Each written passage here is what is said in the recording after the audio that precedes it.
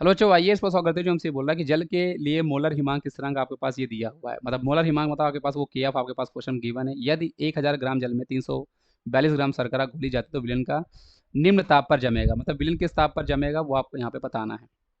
तो देखो, हमें पता है बच्चों, हमारे पास जो फॉर्मूला होता है तो आपके पास क्या होता है, delta T F equal to आपके पास क्या होता है बच्चों, आपके पास I into K F into M होता है। अब आई वॉन्ट ऑफ फैक्टर बच्चों आपको यहाँ पे इस क्वेश्चन में 1 लेना है ना, उसमें सोचना है नहीं, क्योंकि उसने क्वेश्चन में शर्करा बोला है। तो शर्करा आपके पास एक कार्बनिक सब्सटेंस हो गया, पदार्थ हो गया, तो वो आयनाइज होते नहीं है, तो इनके लिए तो आई आपके पास 1 हो जाता है। तो डेल्टा टी एफ पहले आप निकाल लो, उसके बाद हम आंसर निकालेंगे। तो डेल्टा टी एफ आई की वैल्यू आप 1 ले लेते हैं, के एफ आपके पास 1.86 आपके पास गिवन है।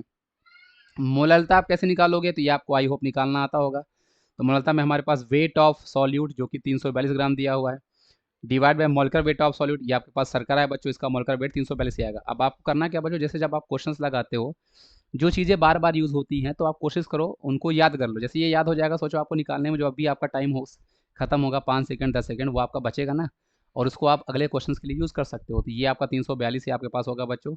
और weight of solvent already question में 1000 ग्राम दिया है, मतलब 1 kg आप इसको बोल सकते हो, या तो आप 1000 ग्राम इंटू 1000, जब ग्राम होगा तो करोगे तो वैसे भी ये कैंसिल होकर एक ही बचेगा, ये भी कैंसिल होकर एक ही बचेगा।